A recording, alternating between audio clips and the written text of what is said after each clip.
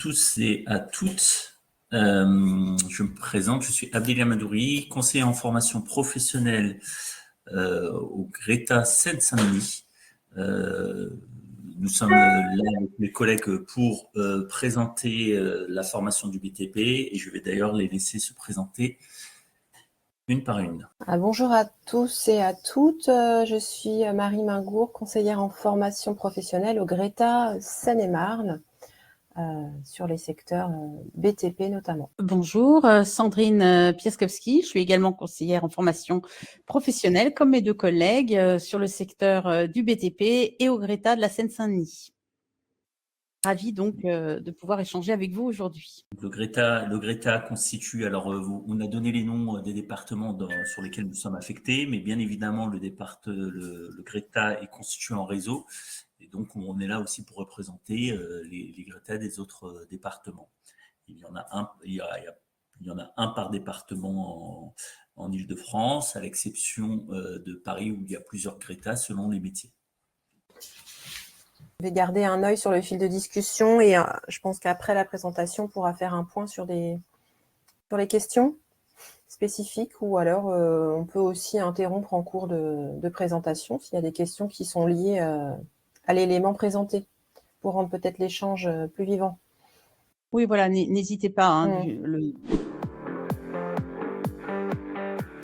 Donc, le BTP en Île-de-France, c'est un secteur porteur d'emploi. Donc, c'est de notoriété que le BTP est très recruteur. Par contre, il bénéficie malheureusement d'un déficit d'image que nous allons essayer ici de démonter, parce qu'en fait, c'est plus du tout l'image. En fait, le BTP aujourd'hui, ce n'est plus ce qu'ont connu nos grands-parents. Donc, nous sommes là pour en parler. Donc, le BTP, c'est d'une part les travaux publics, donc tout ce qui est voies de communication, réseau, sol, mais beaucoup les habitations et les hébergements. Alors, quand on parle d'hébergement, c'est en sens général, hein, c'est les lieux de vie, effectivement, mais également les hébergements des services, donc bureaux, écoles, hôtels, etc. Alors, vous connaissez le Grand Paris. Le BTP a bénéficié d'une... Alors, excuse-moi, Délila, on ne voit pas le défilement des vignettes sur le PowerPoint. Oui, là, on est en page 1 toujours. Ah ben voilà, très bien. Voilà, vous voyez, il y a eu, il y a toujours des grands travaux sur le BTP. Il y a toujours le Grand Paris. Il y a notamment les grandes lignes, il y a des gares supplémentaires qui sont en train d'être construites. On a bénéficié des Jeux Olympiques en région parisienne. Et il y a également tous les enjeux sur la transition énergétique et environnementale qui d'une part, nécessite la création de nouveaux métiers et donc de nouveaux emplois, et d'autre part qui va demander pour ceux qui sont en place de se renouveler et qui va demander pas mal d'embauches pour la rénovation la réhabilitation des bâtiments actuels pour qu'ils répondent aux normes environnementales. Alors, quand on parle de transition énergétique, écologique, on va parler de la rénovation énergétique, c'est ce que je vous ai dit, sur le patrimoine bâti, donc le patrimoine qui existe actuellement. Typiquement, c'est par exemple l'isolation ou une meilleure isolation des bâtiments actuels. Mais il y a également tout ce qui est nouvelles techniques de construction des nouveaux matériaux bio et géosourcés. Et pour vous donner un exemple, à côté du bassin olympique à Saint-Denis, il va y avoir tout un écoquartier qui va être construit, qui va conjuguer à la fois des matériaux. D'ailleurs, le bassin lui-même et le bâtiment lui-même a été construit avec des principes éco-responsables. Donc, ça va nécessiter d'une part la construction, donc l'intervention de matériaux bio et géosourcés, et d'autre part, quand on parle d'écoquartier, c'est penser l'habitat avec la filière horticulture. D'ailleurs, donc nous, ça tombe bien en Greta, on a les deux filières. On a la filière bâtiment et la filière horticulture avec des projets communs. Donc, avant, on avait plutôt tendance à penser l'architecture et ensuite, on verdissait l'architecture. Maintenant, on est dans des enjeux où on pense les deux en même temps. En ce qui concerne les matériaux biosourcés, nous avons les stagiaires Greta bénéficient dans le domaine de la construction de stages sur ces matériaux. Et ensuite, on parle également de transition écologique, mais également transition numérique, notamment sur de nouveaux outils de travail qui nécessitent de nouvelles formations dont on va vous parler, notamment le titre professionnel BIM Modeler, mais également les maisons connectées. Donc, l'industrie du bâtiment, c'est une des industries les plus polluantes. Donc, c'est normal que dans un projet de société, nous concentrons notre énergie à réduire les émissions de CO2, par exemple, mais que ça soit dans la fabrication même des matériaux et avant chantier et en cours des chantiers et le choix des matériaux.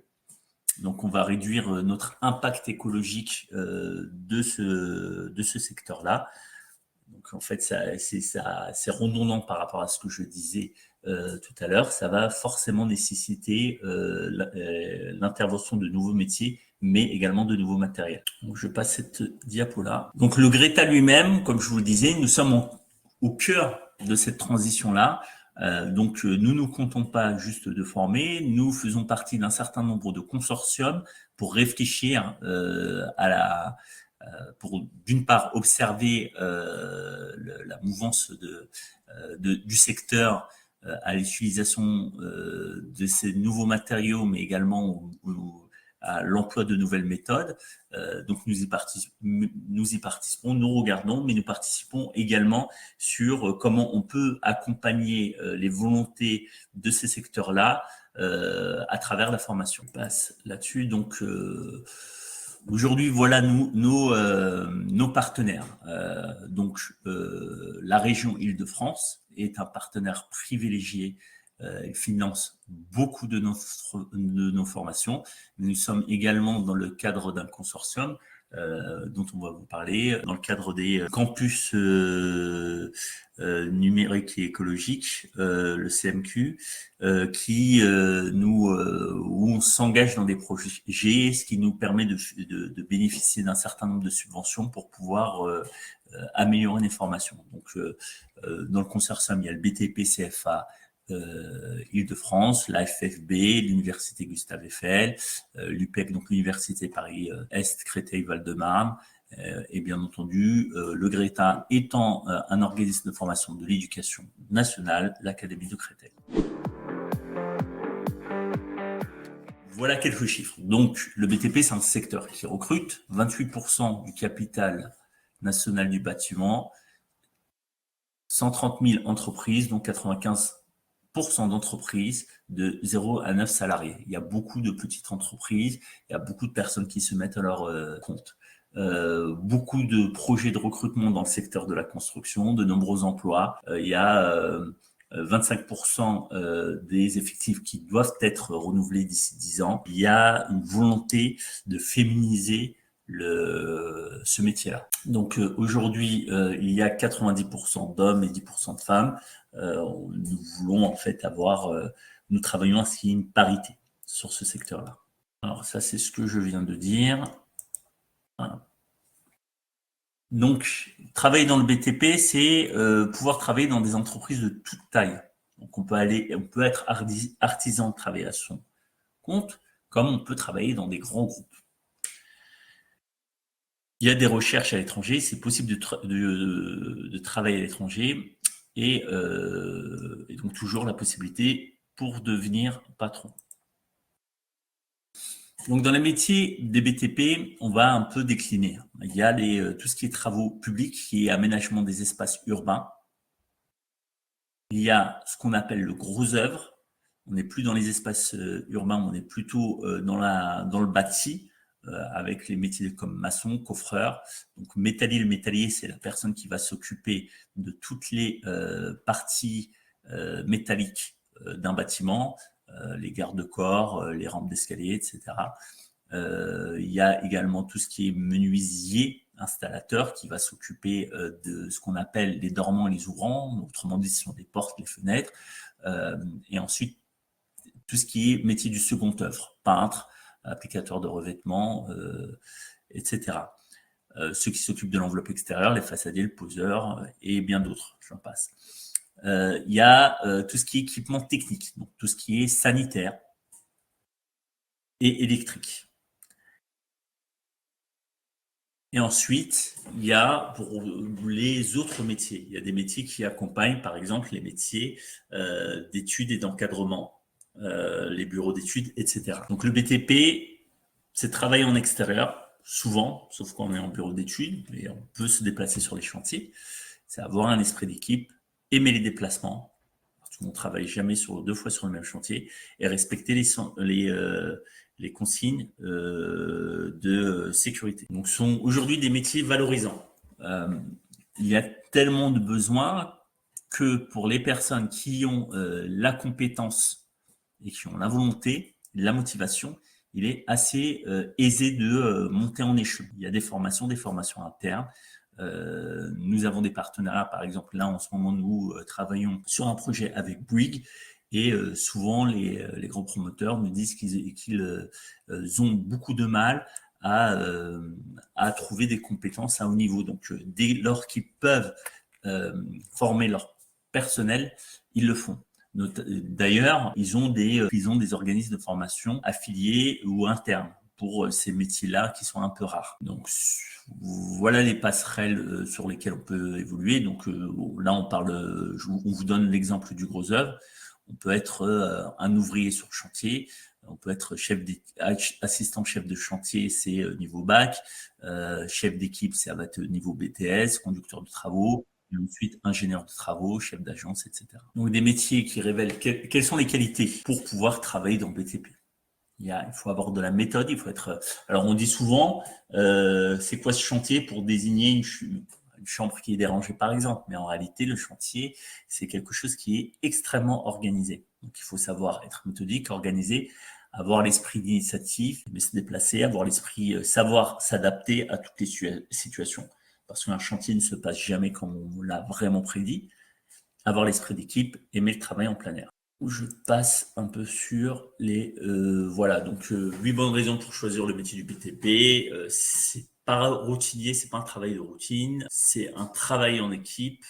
Il y a des responsabilités. Si on souhaite prendre des responsabilités, on est toujours le bienvenu pour en prendre. Travailler à l'extérieur, on peut progresser rapidement et des salaires avantageux. Alors quand on monte, effectivement, quand on commence comme ouvrier, ça reste des salaires d'ouvriers, quoique plus que la moyenne des salaires d'ouvriers en France. C'est surtout ce qu'il faut voir, c'est les perspectives d'évolution et choisir des métiers qui améliorent le cadre de vie. Alors moi, mon père, il a commencé quand il est venu en France, il a commencé par travailler dans les chantiers. Ce côté améliorer le cadre de vie, c'est quelque chose que je ressentais beaucoup chez lui. C'est-à-dire quand on se baladait en voiture en agglomération, il nous montrait du doigt un peu les chantiers auxquels il avait participé avec une certaine fierté. Donc il y a vraiment, c'est un métier qui a du sens, hein, parce qu'on aura toujours besoin de s'abriter. Et tant qu'on aura besoin de s'abriter, pour ainsi dire toujours, le métier du bâtiment est un métier d'une part d'avenir et d'autre part de sens. Donc les différentes formations. Alors, maçon coffreur, chef de chantier, canalisateur, constructeur de route, technicien du bâtiment, technicien en maintenance CVC, géomètre, topographe. Est-ce que vous pouvez reprendre la main? J'ai juste un petit souci. Oui. Oui, tu nous fais défiler. Donc en fait, l'idée est que dans le BTP, vous avez des formations et des métiers extrêmement variés. Donc là, on essaie de vous montrer faire un petit panorama en fait. Donc, quel que soit le niveau d'études préalables ou l'expérience que vous pouvez avoir, eh bien oui, vous pouvez accéder à un certain nombre de formations certifiantes, depuis l'accès à la qualification jusqu'au Bac+2, en passant donc le CAP. Quelques exemples, agent de maintenance des bâtiments, le maçon, le CAP peintre, le métallier, tous les métiers de l'isolation, la menuiserie, l'encadrement de chantier, les conducteurs de travaux. Vous allez voir qu'il y a beaucoup de possibilités aussi maintenant dans le domaine de la rénovation énergétique et des bureaux d'études. Donc là, on présente le froid, tous les métiers du froid, de l'installateur thermique et sanitaire, tout ce qui est le génie climatique, beaucoup de recrutement dans ces domaines aussi, beaucoup de besoins, beaucoup d'évolutions par rapport aux nouvelles normes. Une petite intervention, je suis désolée. Vas-y. Notre collègue a une urgence, donc il doit nous quitter. Donc, ce qu'on va faire, c'est qu'on va essayer de prendre la main sur la présentation du PowerPoint pour pouvoir continuer le défilement. On peut continuer. Oui, oralement. Moi, je peux voilà, on peut continuer oralement, vas-y, pendant que je règle le problème technique. On s'excuse auprès des personnes présentes. Oui, voilà, exactement. Voilà. On en était aux formations existantes en génie climatique. Donc, froid, conditionnement d'air, installateur thermique et sanitaire. Vous avez tout ce qui est maintenance des bâtiments. Donc, par exemple, entretenir les bâtiments, réaliser de petits travaux au quotidien, depuis le revêtement de sol, le carrelage, la petite maçonnerie. Et là, il y a des possibilités de travailler pour des collectivités, des administrations. Et en effet, les collectivités territoriales, par exemple, recrutent et ont besoin d'agents de maintenance.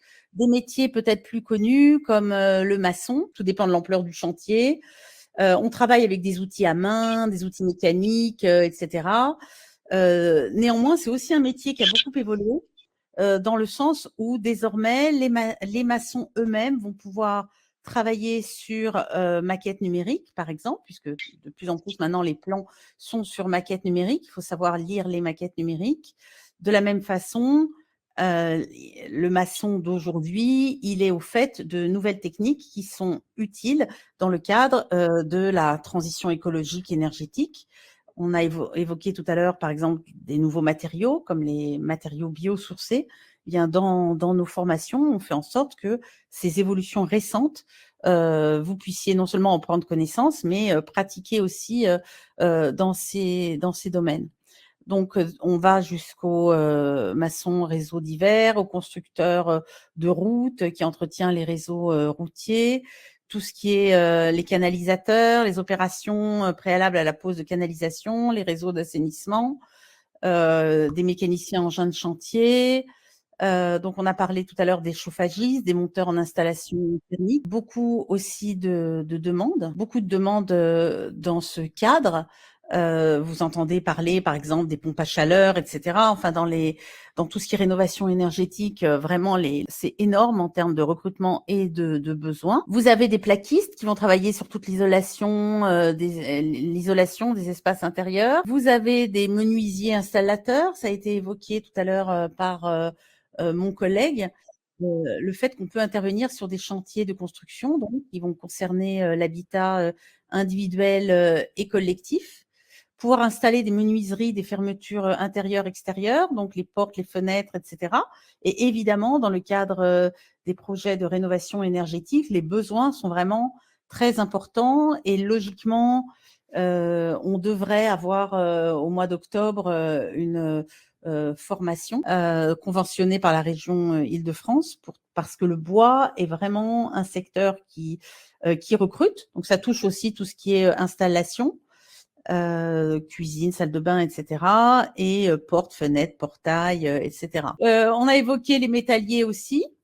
Donc, les métalliers qui, eux, interviennent sur tout ce qui est métallique sur les chantiers de construction. Donc ça aussi, par rapport à la transition écologique, c'est très important parce que le métal, c'est un matériau qui est recyclable à l'infini. Et dans les chantiers de rénovation aujourd'hui, tout ce qui est design, etc., les baies métalliques, pour lesquelles il faut qu'il y ait tout de même un coefficient énergétique intéressant, c'est pareil, très demandé.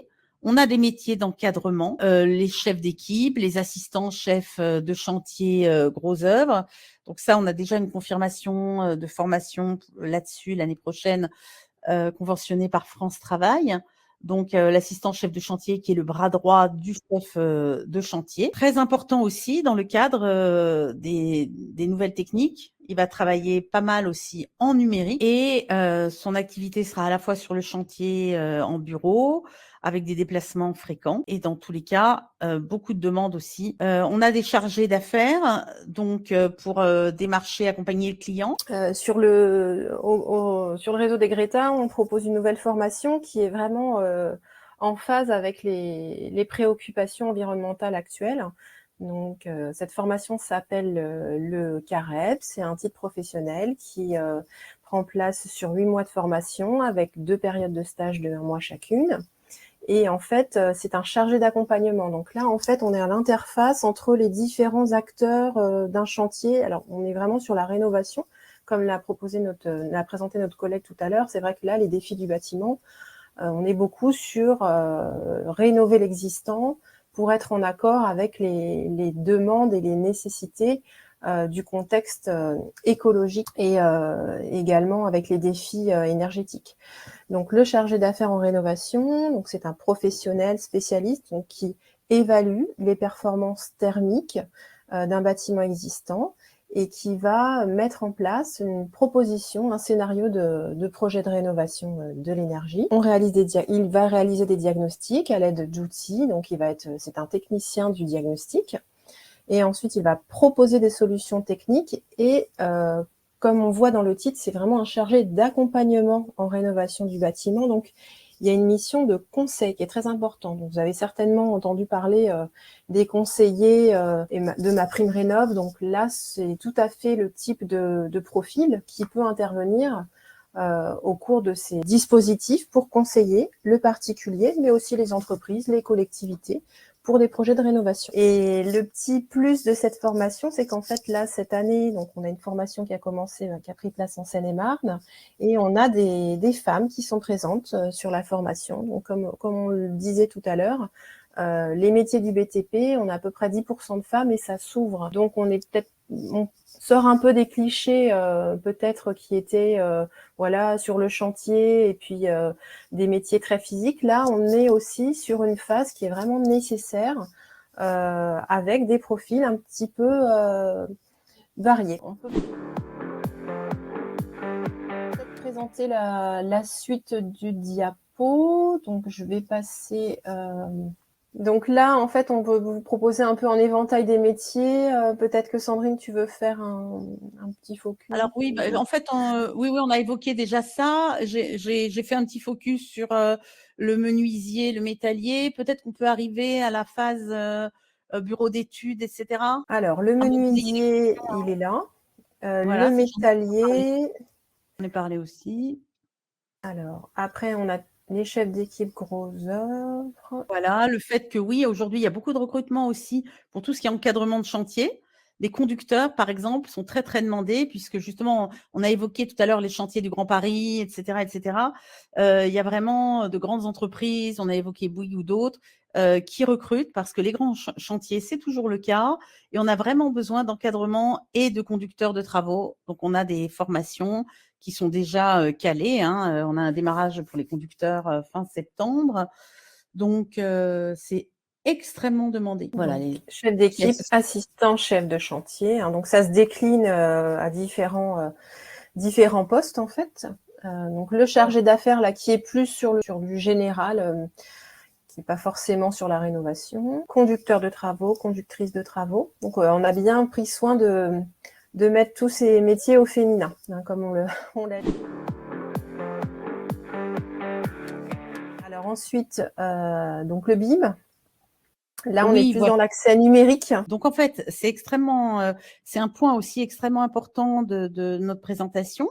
C'est-à-dire que quand on dit que ces métiers du BTP ne sont plus ce qu'ils étaient du temps de nos grands-parents, c'est non seulement parce que on a une image souvent de métiers très pénibles et difficiles. Alors, on ne dit pas qu'il n'y a plus du tout d'aspect physique.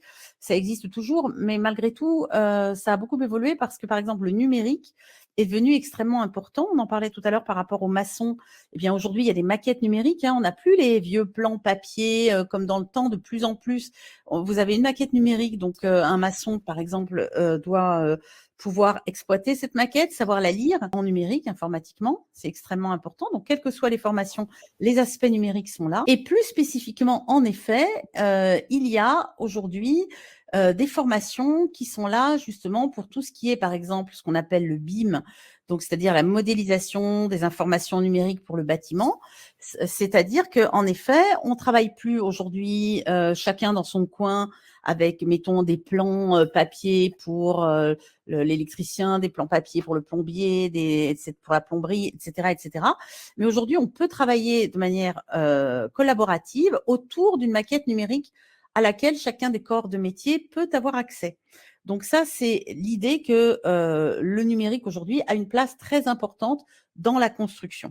Donc, on a par exemple cette année un titre professionnel BIM Modeler du bâtiment pour pouvoir justement travailler sur la modélisation, c'est-à-dire traduire toutes les informations nécessaires numériquement. Et nous avons aussi prévu à la rentrée une formation au titre professionnel technicien d'études du bâtiment en dessin de projet. C'est-à-dire que, par exemple, dans un bureau d'études ou dans une agence d'architecture, il va pouvoir travailler sur un logiciel, par exemple, de modélisation 3D, mais aussi parfois sur des logiciels 2D, pour pouvoir justement intervenir selon les indications qu'on pourra lui donner, en phase étude sur les plans. Donc, en fonction des contraintes techniques, réglementaires, etc., etc. À partir d'un projet, eh bien, il va représenter le projet sur des plans en numérique. Donc, il va y avoir depuis le dossier de demande de permis de construire, il va faire les plans, etc., etc. Ensuite, traduire les plans, les solutions techniques pour les bureaux d'études, jusqu'à vraiment la réalisation. Et ce qui est intéressant, c'est que la transition écologique, tout à l'heure, mon collègue disait que justement, on essayait aujourd'hui de voir les choses depuis le début du projet. Eh ben, ça implique qu'on va concevoir, dans le cadre de la rénovation des bâtiments, tous les éléments nécessaires pour que les bâtiments soient performants dès la phase de conception. Donc, en fait, ce qu'il faut bien voir, c'est que cette question de la transition écologique, elle va jouer aussi bien en amont depuis la conception des projets, nouvelle construction, il y a une nouvelle réglementation environnementale, mais aussi dans tous les cadres dont on a parlé, rénovation énergétique tout à l'heure, dont vous parlait ma collègue. Tous les postes, tous les métiers là qu'on vous présente aujourd'hui, et puis les formations qu'on propose dans le réseau des Greta, vont intervenir à différentes étapes du processus et vont travailler de concert. Et c'est vrai qu'on n'est pas forcément au bout de chaîne, on est à plusieurs étapes, voilà, dans la conception. Et puis, il y a aussi une partie, pour le CARET, par exemple, accompagnement du particulier, voilà, c'est vaste. Tout ça dans l'optique du respect des nouvelles normes environnementales, qui sont vraiment la feuille de route, et puis également la révolution numérique, qui outille, en fait, les professionnels. On voit bien sur nos présentations l'utilisation d'outils numériques, de tablettes, d'appareils très perfectionnés qui vont permettre, qui vont nécessiter un vrai savoir-faire, une vraie technicité. Voilà, et vraiment c'est très recherché parce que du coup l'idée c'est qu'on puisse vraiment, enfin il y a un plan gouvernemental pour faire en sorte que justement on numérise au maximum les activités de construction. Nous donc le campus dont on parlait tout à l'heure, où on travaille à la fois avec différentes entreprises, avec des universités, nous les Greta, etc., pour faire en sorte que justement la construction, le secteur de la construction passe au mieux ces étapes de transition écologique, numérique, etc. On essaie de travailler tous ensemble dans cet objectif, puisque en effet, il y a dans tous les cas un objectif par le gouvernement fixé de décarbonation pour 2050. Donc, il faut y arriver au fur et à mesure avec la rénovation énergétique. Et puis, tout cela avec des nouveaux moyens qui sont des moyens numériques qui seront les vôtres au jour le jour, à partir du moment où vous travaillerez dans un secteur du BTP qui a beaucoup changé, qui a beaucoup évolué. Alors, comme on vous l'a présenté, le Greta, donc nous sommes un réseau. Aujourd'hui, on représente les Greta de l'Académie Créteil, mais on représente également la région académique du réseau des Greta d'Île-de-France, la région. Alors, donc, on vous a mis nos contacts en région, enfin pas en région, mais sur l'Académie de Créteil, donc les collègues qui travaillent autour de la filière BTP. À partir de là, nous, on peut vous renseigner sur l'offre de formation, la construction de votre projet de formation, des questions spécifiques. Donc voilà, sur cette diapo, vous avez nos contacts. Alors, où se trouve la liste des formations concernées? Donc, on va vous mettre le lien de notre site internet. Et sur ce site, vous avez des catégories, métiers. Et en fait, dans un onglet à droite, vous trouvez BTP et vous aurez la liste de toutes les formations présentées sur notre académie de Créteil. Oui, voilà. Sinon, pour ceux qui ne visualisent pas le chat, c'est portpro-du6créteil.org. Alors, il y a une personne qui nous dit « Proposez-vous une formation Revit ?» Je me pose la question de me former sur ce logiciel. Alors, il faudrait vraiment que vous alliez voir dans chacun des Greta. Là, nous, à l'heure actuelle, on n'a pas une formation logicielle Revit à proprement parler. On a des formations plus longues qui sont certifiantes, titre professionnel BIM modeleur du bâtiment, ou bien technicien d'études du bâtiment en dessin de projet, où là, vous travaillerez sur Revit. Alors, on a une autre question. Est-ce que vous pouvez nous dire la démarche en tant que salarié si on a envie de faire une reconversion? Alors, en fait, il y a des dispositifs qui existent pour, en effet, accéder à une reconversion. Il y a un dispositif qui s'appelle Transition professionnelle. Et là, c'est un dossier à constituer en amont de la formation. Donc, en fait, d'abord, la première chose, c'est identifier la formation que vous voulez faire précisément. Et ensuite, il faut s'adresser à un accompagnateur pour la transition professionnelle qui va vous accompagner dans votre démarche, puisqu'il y a quand même des dossiers et des délais à respecter. Et le projet de transition professionnelle vous permet de continuer à être rémunéré et d'entrer en formation. Ça, c'est si vous êtes salarié du privé. Donc, ça dépend de votre statut. Pour les agents du service public, il y a d'autres procédés. Donc, alors, les délais à respecter, qui contacter pour le financement. Donc, les délais, c'est un minimum 3 ou 4 mois avant le début de la formation pour le projet de transition professionnelle. Voilà. Donc là, par exemple, pour les formations qui vont débuter à la rentrée, on est en train là, c'est un peu juste pour faire les dossiers, quand on finalise les dossiers, parce qu'on a dans nos Greta, on a des personnes qui sont chargées de l'accompagnement aussi, de dossiers de transition professionnelle. Donc, je vais l'écrire dans le chat. C'est un dispositif qui s'appelle Transition Pro. Hein. Oui, moi, j'ai mis l'adresse Transition Pro Île-de-France, en tout cas. Bah, parfait. Et puis, par contre, il faut qu'il voit le CEP. C'est un accompagnateur en évolution, un conseiller en évolution professionnelle. Ça, c'est très important dans le projet.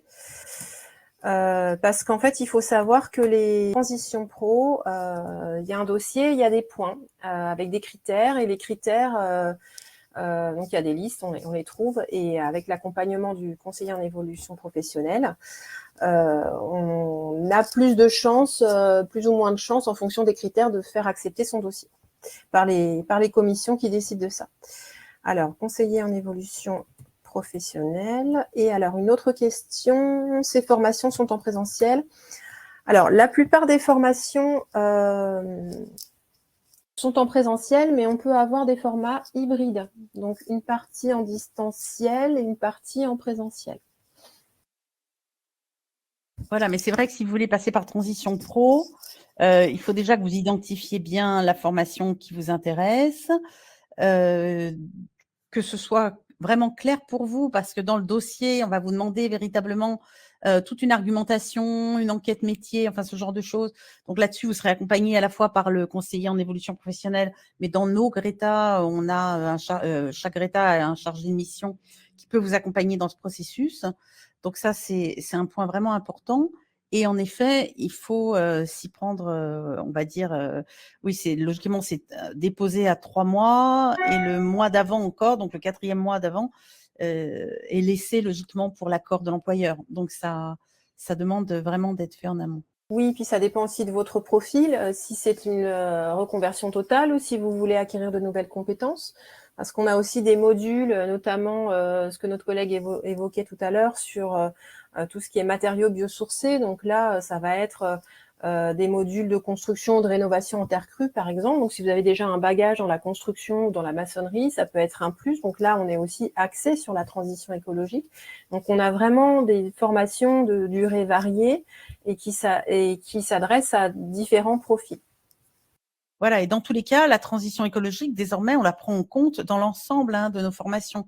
Quel que soit le métier, il va devoir prendre en compte ces impératifs-là. Donc, c'est important de pouvoir croiser les données en fonction, en effet, de votre projet, de votre profil, vos centres d'intérêt, etc., eu égard à telle ou telle formation. Et puis du temps dont vous disposez pour votre formation, de votre situation, de votre budget. Alors, pour les salariés du privé, on est obligé de passer par Transition Pro. Oui, c'est quand même le dispositif le plus complet pour vous accompagner de cette manière. Après, certaines formations sont éligibles au compte de formation. Donc là, il faut voir. Donc normalement, c'est sur Ma Formation qu'on a la liste des organismes qui proposent. Mais c'est vrai que chaque salarié a un compte personnel de formation qu'il peut utiliser pour justement financer un projet de formation. Et pour ça, il faut que la formation choisie soit reconnue au répertoire des formations. Ah, et sinon, sur le domaine du nucléaire, c'est le Greta 77 qui a pas mal de formations en la matière. Alors, les énergies renouvelables, je sais que sur Créteil, sur l'Académie Créteil, pardon, on propose pas de formation, par exemple, aux panneaux, sur les panneaux photovoltaïques. Après, je sais qu'il y a d'autres Greta le font. Alors, j'ai pas ça en tête, mais allez voir ouais. sur 92, 78, Ouais. etc. Après, ça dépend évidemment de De votre l'offre, propre d'habitation aussi, hein, ça je peux c'est ça. concevoir. Ouais. Ah, vous ne connaissiez pas le Greta, bien, c'est l'occasion. Donc au Greta, on peut tout faire.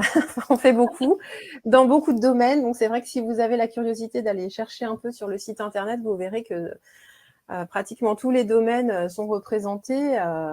Et en fait, on est quand même en lien avec les besoins de nos territoires, des acteurs économiques. Donc on a aussi des financements par l'État directement. Donc c'est vrai qu'on est vraiment, on propose des formations qui sont sur des domaines porteurs, créateurs d'emplois, et c'est pour ça que c'était important pour nous de faire un focus sur le BTP, puisque le BTP est fort pouvoir créateur d'emplois et propose de belles carrières diversifiées. Voilà, et on est la branche formation continue, formation professionnelle des adultes de l'Éducation nationale. Vous pouvez bénéficier dans nos structures du savoir, des connaissances, des compétences de professeurs de l'Éducation nationale, évidemment eux-mêmes diplômés, de professionnels aussi du secteur qui travaillent avec nous, donc avec des équipes pluridisciplinaires qui, je pense, font la richesse. Pour le réseau des Greta, donc je vais vous remettre le lien dans le chat. Alors, vous n'êtes pas obligé de vous adresser au Greta de votre domicile, mais après, ça dépend de vos contraintes de déplacement ou de transport. Après, si vous avez une formation qui n'existe que, par exemple, au Greta de Versailles, tout dépend de vos possibilités de mobilité. Mais vous n'êtes pas obligé, vous n'êtes pas contraint de rester dans votre académie pour la formation. Vous pouvez vous former où vous voulez. Ça, après, ça dépend également de votre statut. Si, par exemple, vous êtes demandeur d'emploi, là, vous aurez certainement des contraintes en termes de lieu de formation. Pour un jeune diplômé en génie civil, oui, bien sûr. C'est-à-dire que logiquement, dans sa formation génie civil, il a pu déjà peut-être être initié au BIM. Sinon, oui, évidemment, une formation spécialisée est un plus. Donc, on a par exemple le titre professionnel BIM Modeler. Nous, en tout cas, notre Greta, nous aurons plutôt le technicien d'études du bâtiment en dessin de projet l'année prochaine, mais qui utilise aussi la technologie BIM. En fait, BIM, en réalité, c'est pas juste un logiciel, c'est-à-dire que les gens trop souvent pensent que la modélisation des informations, c'est je vais être formé à un logiciel. Le BIM, c'est un processus, c'est une manière de travailler en collaboratif, en fait. Donc, c'est un échange d'informations et c'est une possibilité de travailler ensemble autour d'une maquette numérique. C'est un mode collaboratif de travail. C'est plus un processus, une manière de travailler qui utilise évidemment des logiciels, mais ce n'est pas en soi le logiciel. Donc ça, c'est important en termes de méthode de travail et d'échange d'informations. Bon, s'il n'y a pas d'autres questions, je propose de clôturer ce webinaire. On remercie les participants, les questions aussi qui ont été intéressantes et qui, je pense, ont permis d'éclairer les personnes présentes. Merci à tous. Au revoir à tous.